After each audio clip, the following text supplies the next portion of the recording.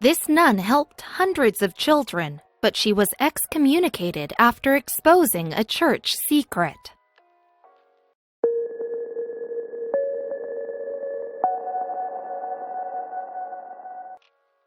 Mary MacKillop may have dedicated her life to the Catholic Church, but she still received the ultimate punishment. Yes, in 1871, Bishop Laurence Bonaventure Sheil, who helmed the church's Adelaide operations, made the decision to excommunicate the nun, effectively severing her ties to the religious institution that had been her bedrock for more than 2 decades. And for years, no one knew what MacKillop did to elicit such a shocking response from Sheil.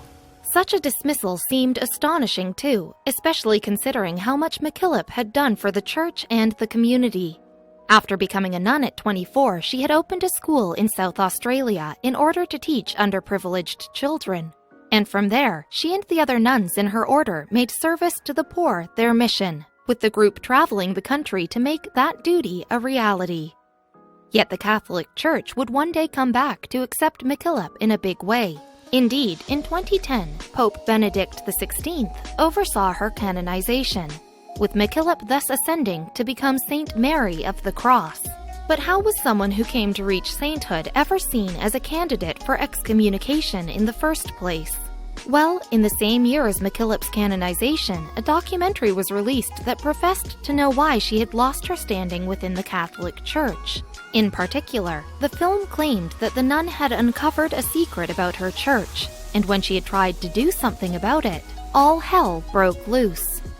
Way before MacKillop was cast out of the church, however, she had come into the world as the first child of Alexander and Flora on January 15th of 1842. Ultimately, the Melbourne baby girl would have 7 siblings. And although her parents had initially seen some personal good fortune after they had moved to Australia from Scotland, MacKillop and her brothers and sisters would end up being raised in poverty. Owing to her situation then, MacKillop started working early on to help her family. At 14, for instance, she got a job as a clerk in a Melbourne stationery shop. Then her aunt and uncle, Alexander and Margaret Cameron, offered their niece a position as a governess. It was intended that MacKillop would teach the couple's children at their home in Penola, South Australia.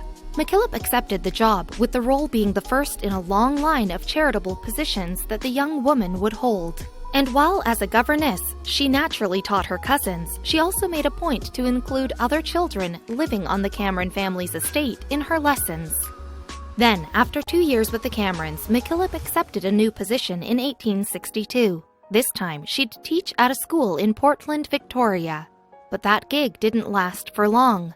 In 1864, you see, MacKillop set out on her own to open a girls' boarding school, which she would ultimately call Bayview House Seminary for Young Ladies. The institution endures, too, although today it operates under the name Bayview College. But MacKillop always felt a call from a higher power to dedicate her life to the church. In fact, her own father had once studied to become a priest in Rome, and he had educated her throughout the years. And while at first MacKillop thought she too would have to trek to Europe to carve out the life she wanted, she finally found a priest with similar ideals closer to home. MacKillop had met Father Julian Tension Woods while working as a governess at her aunt and uncle's estate. And as Woods had long worried about the state of education in South Australia, in 1866 he decided to do something about it. Specifically, he invited MacKillop along with her sisters Annie and Lexi to help him open a Catholic school in Penola. Once she had accepted the job, then MacKillop became not only the school's co-founder but also its director of education. And while the institution had humble beginnings, MacKillop and other staff members gave lessons from a stable that had been renovated by the future nun's brother. Soon, its cohort grew to include more than 50 children. At the same time that she opened the school, however, MacKillop also decided to dedicate herself to the church. Indeed, she had long dreamt of living such a life, thanks in part to the influence of her father. And given that religious background, it made sense that the young teacher chose to go that way. So in the same year that MacKillop accepted the position at Wood's School, she gave her life to the Catholic Church. Other women around her, including her sister Lexi, made the same pledge. MacKillop thus adopted the name Sister Mary of the Cross and started donning a religious habit. And it was only a matter of time before the nuns came up with the name for themselves, the Sisters of St. Joseph of the Sacred Heart. They subsequently moved into a home together on Grote Street in Adelaide. In time, the women also founded their own school, on this occasion at the request of Bishop Sheil. But Sheil wanted the Sisters of St. Joseph to do more than just open an educational establishment. More specifically, he wanted them to also dedicate their institution to tutoring the area's poor children. And the women obliged, thus giving their community of nuns a clearer purpose. MacKillop and Woods would go on to hone their missions in a rule of life statement that they devised together. According to the rule of life, the Sisters of St. Joseph of the Sacred Heart would live lives in poverty and without personal belongings. Instead, they would be led by their faith that God would give them what they needed. In turn, though, they had to be open to traveling to the places where people had need of them.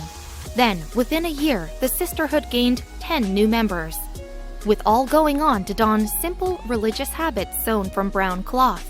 And both that signature garment and the homage to St. Joseph in their collective name earned the women an informal moniker, the Brown Joeys. Regardless of what people called them, though, the Sisters of St. Joseph provided an invaluable service to South Australia. Just 2 years after they opened their first year, in October 1867, they had greatly expanded. At the time, more than 70 nuns worked at 21 different schools in Adelaide and beyond. In fact, serving the poor would take MacKillop and the rest of the St. Joseph Sisters to many of Australia's most rural areas. The woman wouldn't just trek out there to instruct the children either. Instead, they often moved into communities and lived among those who needed their help. Nor, it seems, did the Sisters of St. Joseph work merely as teachers. A number devoted themselves to helping whoever it was that needed it, including an orphanage and by caring for neglected children. The nuns also looked after the elderly poor, those with incurable illnesses, and girls in danger. Then, in 1869, MacKillop and her Josephites trekked to Brisbane, Australia, to set up a new faction of their organization there. 2 years later, they would also establish a similar outpost in Port Augusta, South Australia. And by 1871, the religious order had a considerable influence across the nation, with 130 women working at more than 40 different schools and organizations throughout the country. But it would all come crashing down for MacKillop. Bishop Sheil, who had asked the nun to start the new school, eventually departed the diocese. And as he hadn't set up a leadership system while in charge, this left his fellow clergy to disagree about who now stood where. Still, during his tenure, Sheil had at least put Woods into the role of director of Catholic education. And when Woods started having issues with other members of the church, they in turn attempted to discredit him and the Sisters of St. Joseph. As a consequence, rumors started to spread about MacKillop and what she did behind closed doors. For one thing, people had said MacKillop had a problem with alcohol. Others knew, though, that the nun drank on doctor's orders. Her dysmenorrhea, or menstrual cramps, caused so much pain that she'd spend days at a time in bed, and a medical professional had recommended booze to soothe the discomfort. With this in mind, it may make sense what happened next. In 1871, the church excommunicated MacKillop at the behest of Sheil. But the reason for her firing from her post may have had nothing to do with her supposed drinking or her colleagues' tense relationship with the rest of the clergy. You see, according to the ABC show Compass, MacKillop and other Josephites had reportedly uncovered some unsettling information about a priest in the South Australian city of Adelaide. As they heard it, the Kamputa parish's father, Keating, had allegedly abused children with whom he had come into contact through his post. And it seems that the women couldn't ignore such drastic accusations. So MacKillop and the other Josephites shared what they had heard with Woods. He then took the information to the Vicar General, who took swift action against Keating by dispatching him to his home country of Ireland. Despite the seriousness of allegations, though, the disgraced priest continued to serve the church when in Europe. And it seems that some members of the clergy didn't appreciate MacKillop sounding the alarm. A priest named Father Horan, who had worked alongside Keating in Adelaide, even promised to exact revenge against the nun for revealing the alleged abuse to the rest of the church.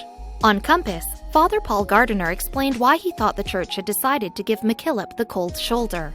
He said, "The story of the excommunication amounts to this, that some priests had been uncovered for being involved in the sexual abuse of children." Gardiner also gave his version of how events had gone down, saying, "The nuns told Woods, and he told the Vicar General, who was in charge at the time, and he took severe action. And Father Horan, one of the priests, was so angry with this that he swore vengeance against Woods by getting at the Josephites and destroying them." According to Gardiner, Horan made this vision a reality by speaking directly to Sheil. In particular, the priest persuaded Sheil to switch up the rules that the Josephites lived by. However, MacKillop refused to submit to the new order, and as a consequence, the church excommunicated her. Gardiner believed, though, that Sheil hadn't wanted to do such a thing to MacKillop. Instead, the priest alleged that other clergymen had pulled the wool over the bishop's eyes. Gardiner explained to Sheil he was a puppet being manipulated by malicious priests. This sounds terrible, but it's true. This claim at least seems to be corroborated by Sheil's later actions. Within 5 months of excommunicating MacKillop, the bishop had become seriously ill. And as he lay dying, Sheil made a final request. MacKillop should be absolved of the crimes with which she had been charged. In addition, he told those surrounding him to welcome the former nun back to the Josephites. Others who believed this side of the story included the Sisters of St. Joseph themselves. Members of the religious order have said in a statement that the aforementioned events were comprehensively documented. Plus, they wrote, there were several factors that led to this painful period for Mary and the sisters. And naturally, the period after excommunication may have been difficult for MacKillop. For one thing, the schools that had defined her career closed after all the drama between the Josephites and the church. Yes, while no one ever disbanded the Josephites, the schools that provided their focus and livelihood were shattered instead. Meanwhile, MacKillop herself could no longer speak to anyone involved with the sisterhood or with the church in general, so a Jewish family took her in, as did Jesuit priests, who later provided her shelter. Those sisters who stuck with the Josephites also swapped their signature brown habits for darker-hued ones, earning them the subsequent nickname of the Black Joeys. But as previously mentioned, MacKillop's punishment didn't last forever. Instead, Sheil reversed his decision as he lay on his deathbed and completely absolved MacKillop of the charges against her on February 21, 1872.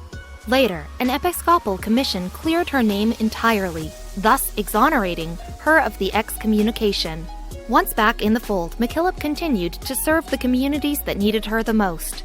In 1873, she trekked to Rome and got papal to approve for the Josephites. 2 years after that, she became superior general of the group, and with time, her community of nuns, all dedicated to bettering the cities in which they lived, grew. In 1909, however, MacKillop passed away at a Josephite convent in Sydney, Australia. And a century after her death, the Archbishop of Adelaide, Philip Wilson, issued a public apology for the famous nun's excommunication. He said, "I apologize to the sisters for what happened to them in the context of the excommunication when community life was interrupted. They were virtually thrown out onto the streets, and this was a terrible thing." But the most important step in exonerating MacKillop and solidifying her incredible legacy was her canonization. The proceedings actually began back in 1926, but they stalled during a decades-long investigation into the nun's writing. Once again, though, MacKillop passed the tests in front of her, and she became a saint in January 1995. It was an achievement that she had more than earned for her life spent doing the right thing, no matter how hard that sometimes proved to be.